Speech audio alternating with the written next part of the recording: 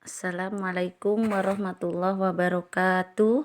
Hari ini, hari Kamis, kita akan belajar pelajaran Al-Quran dari halaman 8 sampai dengan halaman 15. Baik, dimulai dari surat yang pertama, yaitu surat An-Nas. Mari kita baca bersama-sama satu ayat, kemudian artinya. Ta'awud dulu bersama-sama. A'udzu billahi minasyaitonir rajim. Bismillahirrahmanirrahim. Qul a'udzu birabbin nas. Artinya ada di halaman 9. Katakanlah, aku berlindung kepada Tuhannya manusia. Ayat kedua, Malikin nas, artinya Raja manusia. 3, Ilahin nas, sembahan manusia. Min syarril waswasil khannas, dari kejahatan bisikan setan yang bersembunyi. 5, alladzi yuwaswisu fi sudurin nas, artinya yang membisikkan kejahatan ke dalam dada manusia. 6, minal jinnati wan nas, artinya dari golongan jin dan manusia. Baik, kita pelajari memahami kandungan surat An-Nas. Nanti tolong digarisbawahi ya. Surat An-Nas adalah surat ke-114 atau surat terakhir. Jadi dalam Al-Quran itu ada 114 surat. Surat An-Nas terdiri atas 6 ayat. Nanti digarisbawahi di situ. Surat ini termasuk golongan surat-surat Makkiyah. Berarti diturunkan di kota Mekah. Surat ini diturunkan sesudah surat Al-Falaq. Nama An-Nas diambil dari kata An-Nas yang berulang kali disebutkan dalam surat ini. An-Nas artinya manusia. Ya, nanti ditandain di situ, yang pentingnya digarisin. Selanjutnya, pokok-pokok isi surat An-Nas adalah perintah kepada manusia agar berlindung kepada Allah dari segala macam kejahatan yang datang ke dalam jiwa manusia dan jin dan manusia. Nanti di garis bawah ini pokok-pokok isi dalam surat An-Nas ya. Baik, dilanjutkan ke surat Al-Falaq. Kita baca bersama-sama.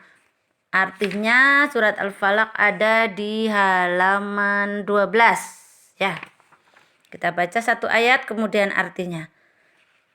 Bismillahirrahmanirrahim.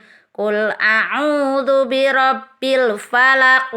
Kita baca artinya. Katakanlah, aku berlindung kepada Tuhan yang menguasai subuh atau fajar. Ayat kedua, min syarri ma khalaq, dari kejahatan makhluk yang diciptakan. Sambil dibuka bukunya. Ayat ketiga, wa min syarri ghasiqin idza waqab. Ayat ketiga, dan dari kejahatan malam apabila telah gelap gulita.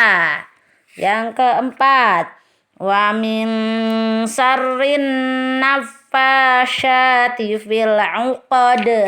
Ayat keempat, dan dari kejahatan perempuan-perempuan penyihir yang meniup pada buhul-buhul talinya. Ayat kelima, wa min syarri hasidin idza hasad. Artinya, dan dari kejahatan orang yang dengki apabila dia dengki. Nah, itu adalah surat Al-Falaq. Ada 5 ayat. Ya, kita pelajari selanjutnya. Memahami kandungan surat Al-Falaq. Tolong digarisin. Surat Al-Falaq adalah surat ke-113. Digaris bawahi pakai pensil. Nanti untuk belajar yang pentingnya. Surat Al-Falaq terdiri dari 5 ayat. Surat ini termasuk golongan surat-surat Makkiyah. Suratnya pendek-pendek. Surat Makkiyah itu surat yang diturunkan di kota Mekah. Surat ini, surat tadi Al-Falaq diturunkan sesudah surat Al-Fil. Nah, nama Al-Falaq diambil dari kata Al-Falaq yang terdapat pada ayat pertama. Al-Falaq artinya waktu subuh atau waktu fajar. Nah, nanti digaris nih. Al-Falaq artinya waktu subuh atau waktu fajar, digaris bawahi.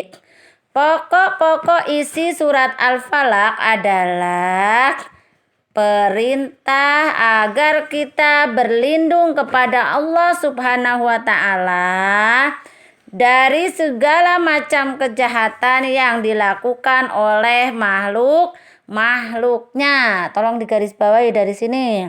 Dari pokok-pokok isi surat Al-Falaq adalah perintah agar kita berlindung kepada Allah Subhanahu wa taala dari segala macam kejahatan yang dilakukan oleh makhluk-makhluknya.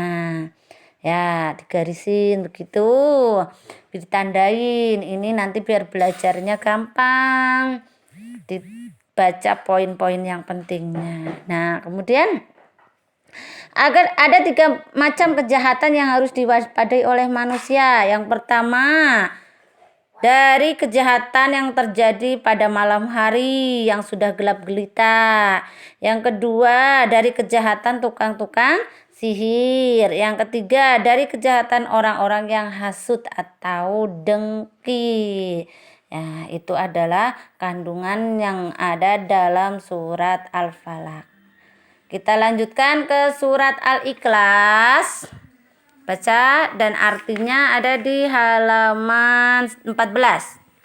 Yo, Bismillahirrahmanirrahim. Qul huwallahu ahad. Artinya, katakanlah Muhammad, dialah Allah yang Maha Esa. Qul huwallahu ahad. Ahadun artinya satu. Allah itu Esa. Ya. Ayat kedua, Allahus Samad. Artinya Allah tempat meminta segala sesuatu. Ya, kita kalau berdoa itu meminta apa aja kepada Allah. Yang ketiga, kita baca dulu ayat ketiga. Lam yalid walam yulad. Allah tidak beranak dan tidak pula diperanakkan. Ayat keempat. Walam yakul lahu kufuwan ahad. Dan tidak ada sesuatu yang setara dengan dia. Maksudnya tidak ada yang setara. Setara itu sama dengan Allah, itu tidak ada. Allah itu cuma satu. Allah itu tempat meminta segala sesuatu. Meminta sehat kepada Allah. Meminta pintar, meminta pandai berdoa kepada Allah. Allah itu tidak beranak, tidak pula diperanakkan, tidak seperti kita manusia punya anak, ibu punya anak, kalian punya ibu, ya. Itu kalau Allah tidak beranak dan tidak pula diperanakkan. Lanjutkan. Memahami kandungan dalam surat Al-Ikhlas. Surat Al-Ikhlas adalah surat yang ke-112, digarisbawahi, seret, ya. Jumlah ayatnya ada 4 ayat, garis bawahi lagi, seret. Dan termasuk golongan surat-surat Makkiyah. Surat Al-Ikhlas ini turun di Mekah sesudah surat An-Nisa. Dinamakan Al-Ikhlas karena surat ini sepenuhnya menegaskan kemurnian keesaan Allah. Nah, digarisbawahi di sini. Menegaskan kemurnian keesaan Allah. Jadi isi dalam surat Al-Ikhlas itu menegaskan kemurnian keesaan Allah. Pokok-pokok isi surat Al-Ikhlas adalah penegasan tentang kemurnian keesaan Allah. Ya. Dah sampai situ, nanti ini dibaca sendiri sampai sini. Dibaca. Sesudah itu nanti Ibu akan memberikan tugas, memberikan soal tentang apa yang tadi sudah kita bahas. Kurang lebihnya Ibu mohon maaf. Wabillahi taufiq wal hidayah. Wassalamualaikum warahmatullahi wabarakatuh.